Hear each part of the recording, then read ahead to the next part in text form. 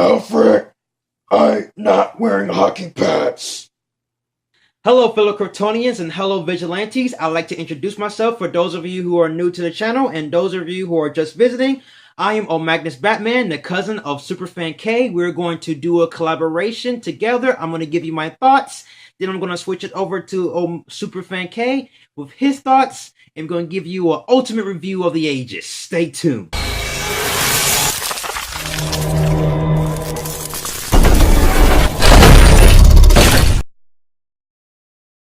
Doctor Strange is directed by Scott Dickerson and it stars Benedict Cumberbatch as Doctor Strange.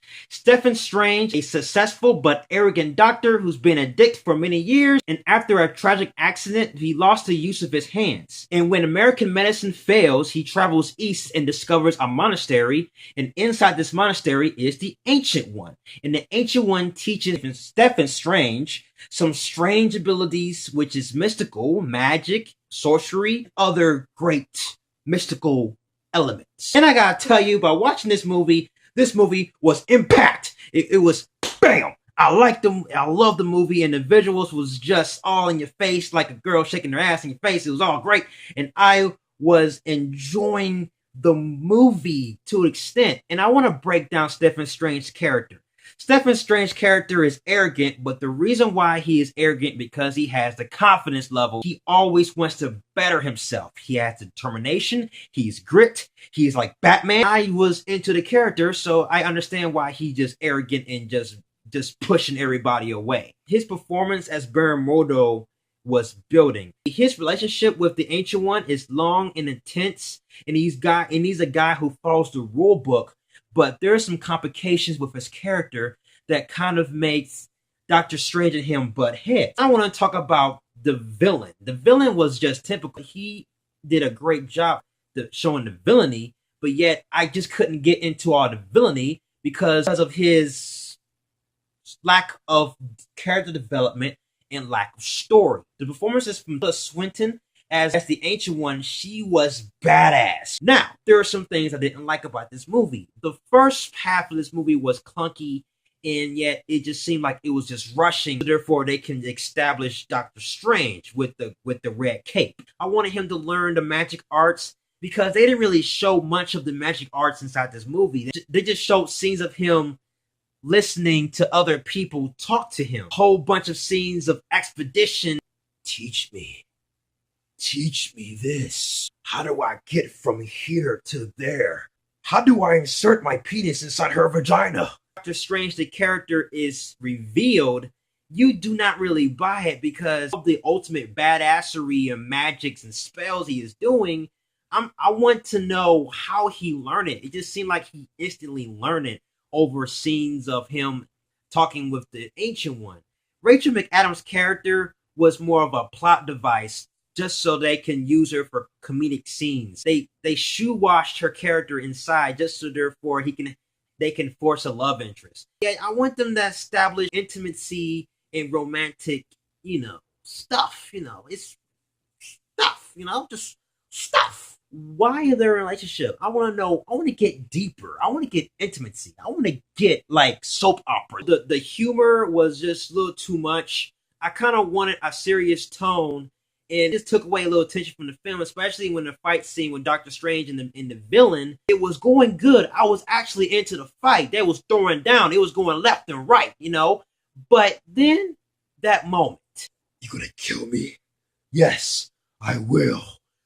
After I give you a knuckle sandwich. But that's just Marvel. This movie had the great visual, but is it the best Marvel movie? No, it's not the best Marvel movie. This movie stands on its own as original. It was magical. It was spectacular. So I gotta give this my rating of a Christian Bale Batman. It's a strange movie, and I'll love the movie. I'll definitely buy some Blu-ray. But hey, don't take my word for it. Let's switch over to Superfan K with his review. And I'll see you guys later. Thanks a lot, Magnus. What's up, Kryptonian? I think one way or the other, we've all kind of been waiting for a Doctor Strange movie ever since JJ jinxed us in Spider-Man 2. Hoffman! Yeah? What are we going to call this guy? Doctor Strange. That's pretty good. Doctor Strange is the 14th movie in the MCU. I mean, it's got a star-studded cast. This one tells the origin story of Doctor Strange, the Sorcerer Supreme, or as he was in most of this movie, the arrogant douchebag turned into a wizard. As awesome as Doctor Strange is, he will never, ever, ever compete with the Cape of Kal-El. Alright, let's get into it.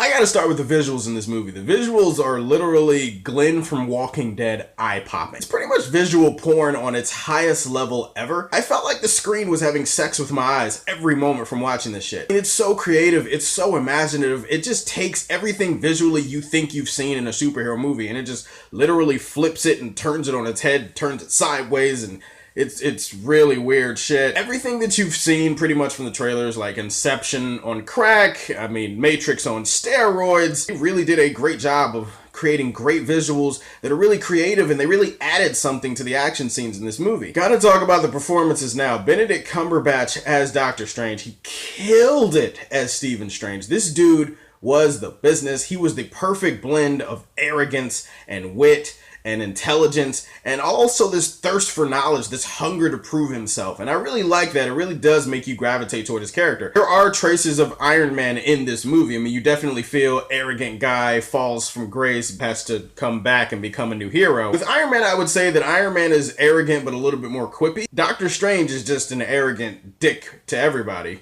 and not as quippy. And so when he actually goes through this, there's a little bit more of an intensity to his performance that makes it a little bit different from Robert Downey Jr. Everyone else was really good in the movie. Rachel McAdams was good. Mads Mikkelsen. I like that creepy shit they did with his eyes, the eye makeup. That was some really cool shit. Chiwetel Ejiofor as Baron Mordo. He was really, really good in this movie. They gave his character some depth and some complexity I didn't expect. They did a great job of laying the groundwork for what kind of character he's going to become in the future. Teasing that without actually shoehorning it into the movie. That was pretty cool too. Tilda Swinton as the Ancient One. You're gonna have people that are always gonna be sitting up here like, no, the Ancient One's supposed to be Asian and she's not Asian, so fuck this movie, I'm not gonna watch. Well, you don't have to watch. I mean, you could just take my word for it. She's great in the movie. Does her head look a little bit weird bald? Yeah. Is she still awesome in the movie? Yeah, you bet. Tilda Swinton is awesome. Another thing this movie does great is it does a great job of integrating the magical arts of the MCU and opening up that whole mystical realm. I think that's all really cool. We've seen hints of it a little bit with like the Asgard stuff with Thor and stuff like that, but in this movie they do a great job of opening up a really fresh, new, different branch of the MCU that we haven't seen before, and I'm actually really excited to see where they go from here.